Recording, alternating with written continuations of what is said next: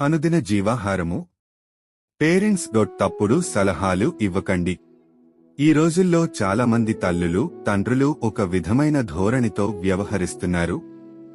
ఒకవేళ అల్లుడు మంచివాడు కాకపోతే ఆ తండ్రి తన కుమార్తెతో, అమ్మా, ప్రార్థన చెయ్యి, ప్రభువు ఖచ్చితంగా నీ భర్తను మారుస్తాడు, అతనిలో మార్పు వస్తుంది, తొందరపాటు నిర్ణయాలు తీసుకోవద్దు.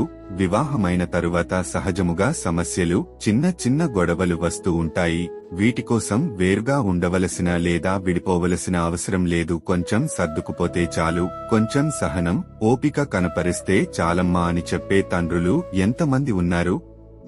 తల్లులు, తండ్రులు, మీ బిడ్డల జీవితాలలో, వారి కుటుంబంలో మన స్పర్ధలు వచ్చినప్పుడు ఆ కుటుంబం చక్కపడే విధంగా జ్ఞానముతోనూ వివేకముతో సలహాలు ఇవ్వాలి.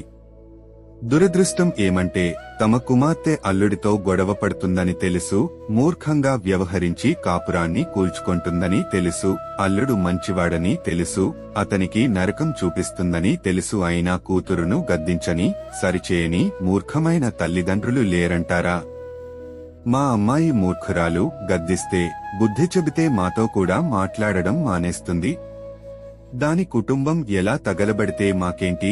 మా అమ్మాయి మాతో బాగుంటే, మాతో మాట్లాడితే అదే చాలు అని అనుకుని చేజేతులారా కూతురు కాపురం కూల్చుకొంటున్న సరిచేయని తల్లిదండ్రులు ఎంత మూర్ఖులు! తమ కుమారుడు బహు దుర్మార్గుడు, ప్రతిదానికి భార్యను హింసిస్తూ బాధిస్తూ నరకం చూపిస్తుంటాడు. కుమారుని యొక్క మూర్ఖత్వం ఎరిగిన తల్లిదండ్రులు అతనికి బుద్ధి చెప్పాలిగా. ఎందుకురా అంత మంచి భార్యను అలా నిందిస్తున్నావ్ అని గడ్డిపెట్టాలిగా.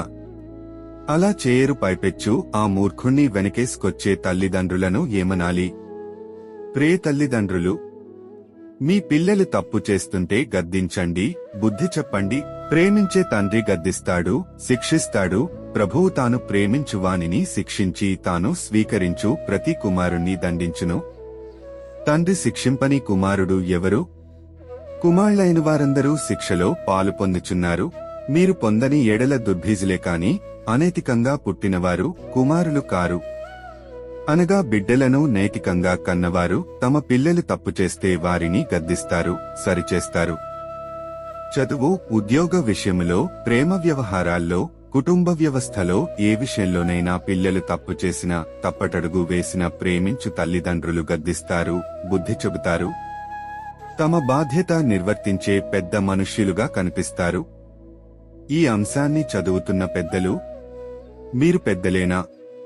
అయితే పెద్ద మనస్సుతో బిడ్డలను, వారి కాపురాలను సరిచేయండి, చక్కపెట్టండి, సమాధానపరచండి, దేవుని బిడ్డలుగా జీవించండి. సమాధానపరచువారు ధన్యులు, వారు దేవుని కుమారులనబడుదురు. మత్తయి 5:9. చూసి చూడనట్లు ఈ రోజుల్లో చాలామంది పేరెంట్స్ చక్కని సలహాలు ఇవ్వడం లేదు. ఎందుకని? ఒకవేళ కొడుక్కి చక్కని సలహా ఇచ్చే ప్రయత్నంలో, ఓరే నీవే సర్దుకుపోవాలి, సమస్యలు, ఇబ్బందులు రావడం సహజం, ఉండాలే తప్ప ప్రతి వాటిని పట్టించుకుంటే ఎలా అని చెప్తే ఎక్కడ కొడుకు తమకు దూరమైపోతాడేమోనని కొంతమంది తల్లిదండ్రులు తమ కుమారుడు తప్పు చేస్తున్నాడని తెలిసినా కూడా సరిచేసే ప్రయత్నం చేయడం లేదు. ఈ విధంగా అమ్మాయి వైపు వాళ్లు కూడా ఉంటున్నారు. తమ అమ్మాయి తప్పు చేస్తుందని, తన కాపురాన్ని నిలువెల్లా కూల్చుకుంటుందని తెలిసి కూడా ఆ అమ్మాయి తల్లిదండ్రులు సరిచేయకుండా ఉంటున్నారు. కారణము? ఎక్కడ సరిచేసే ప్రయత్నం చేస్తే ఆ అమ్మాయి కోపంతో తమతో కూడా మాట్లాడదు అని, ఎందుకు వచ్చిందిలే వాళ్లే చూసుకుంటారు అని వదిలేస్తున్నారు. మా అబ్బాయి మాతో బాగుంటే చాలు, మా అమ్మాయి మాతో బాగుంటే చాలు. ఇది మంచి పద్ధతి కాదు. జీవితాంతం కలిసి ఉండవలసిన భార్యాభర్తల మధ్య సమస్యలు వచ్చినప్పుడు పెద్దరికం వహించి ఆ సమస్యలకు పరిష్కారం చూపించాలే తప్ప తప్పించుకుని తిరగకూడదు. ఆ విధంగా తప్పించుకుని తిరిగేవాళ్లు స్వార్థపరులు. దయచేసి మీరు స్వార్థపరులుగా ఉండవద్దు, తప్పుడు సలహాలు ఇవ్వవద్దు. మీ బాధ్యతను గుర్తించి సమాధానాన్ని పెంపొందించడానికి, సమస్య సమసిపోయే విధంగా ఉండడానికి ఒక తండ్రిగా, ఒక తల్లిగా ప్రార్థనతో, దేవుని సహాయంతో మీ బిడ్డల కుటుంబం కట్టడానికి ప్రయత్నం చెయ్యాలి. నీ భర్తను లేదా భార్యను వదిలేసేయ్. ఇంకొకరిని ఇచ్చి పెళ్లి చేస్తా అని తప్పుడు సలహాలు ఇచ్చే పేరెంట్స్ కూడా చాలా మంది ఉన్నారు. అట్టి వారిగా మీరు ఉన్నట్లయితే సరిచేసుకోమని మనవి. మీ సలహాలు, నిర్ణయాలు యవ్వన ప్రాయంలో ఉన్న మీ బిడ్డల జీవితంలో నష్టాన్ని, కష్టాన్ని తీసుకురాకూడదు.